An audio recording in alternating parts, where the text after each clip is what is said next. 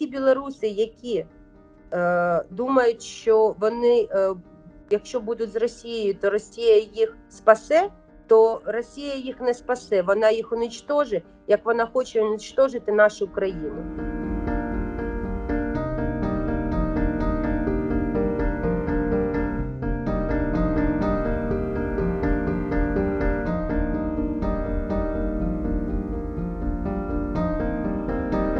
Ми сподіваємося, що в нашій країні війни не буде, тому що, життя ж продовжується. Діти ходять до школи, до інститутів, ми ходимо всі на роботу. От бачите, люди за хлібом, хто виходить все.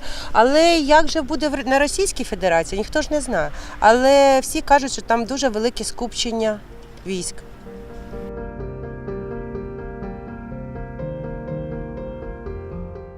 Чотири ранку я дізналася, що почалась війна, мені зателефонував чоловік, бо він військовий, і сказав мені кодове слово, що почалось. Люди мирно спали, але вже в 6 годин ранку вже було дуже чутно, тому що ці вибухи були все сильніше, і, мабуть, це були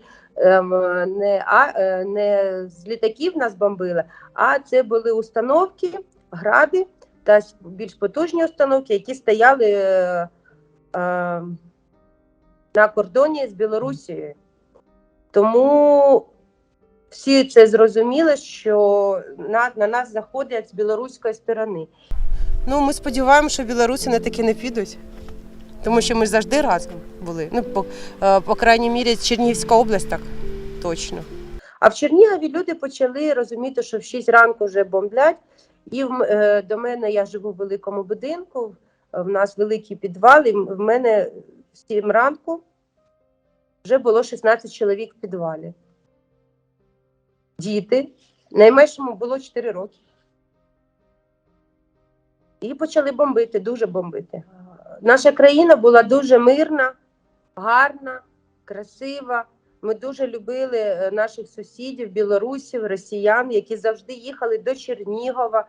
Вони в нас відпочивали, їм дуже подобалось наше місто. А росіяни дуже багато мали своїх родичів в нашому місті. Та коли полетіли ці гради, смерчі, урагани на дітей, коли з нашим містом його практично наш мер сказав на 70% він вже стерт, то я вам хочу сказати, що ті люди, які кажуть, що цього нема, вони просто якісь, мабуть, зомбовані, аморальні виродки, які таке кажуть. Тому що коли діти, 4-річний хлопчик, який в мене був в підвалі, і рахував, скільки летить ракет,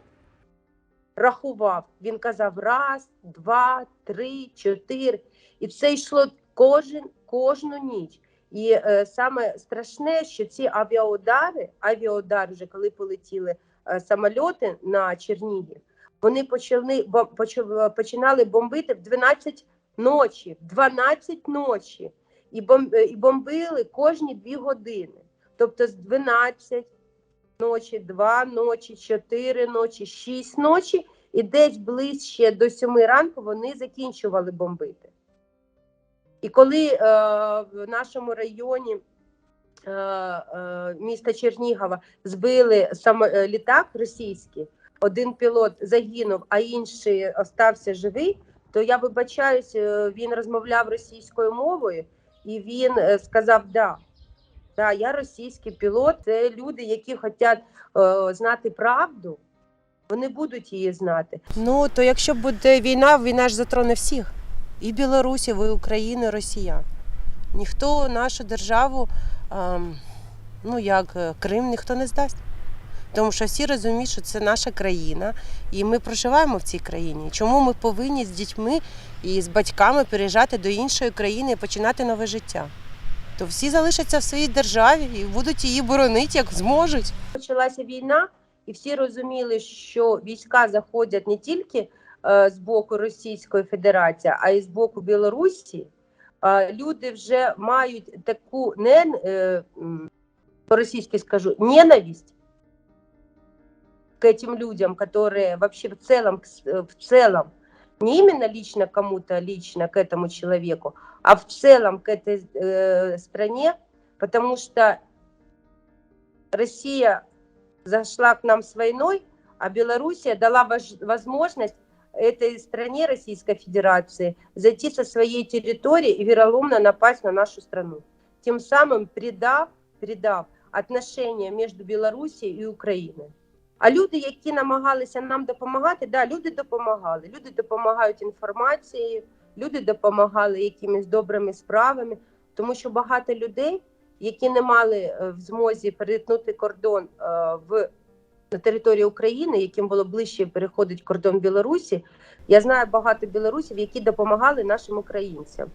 Але саме, що головне хочу сказати, що є дуже гарні люди, які допомагають нашій країні, які не допускають проходження потягів, які не допускають проходження техніки, які як можуть, так і допомагають, тому що вони, мабуть, розуміють, що вони самі знаходяться в дуже скрутному становищі, тому що ви живете в диктаторській країні.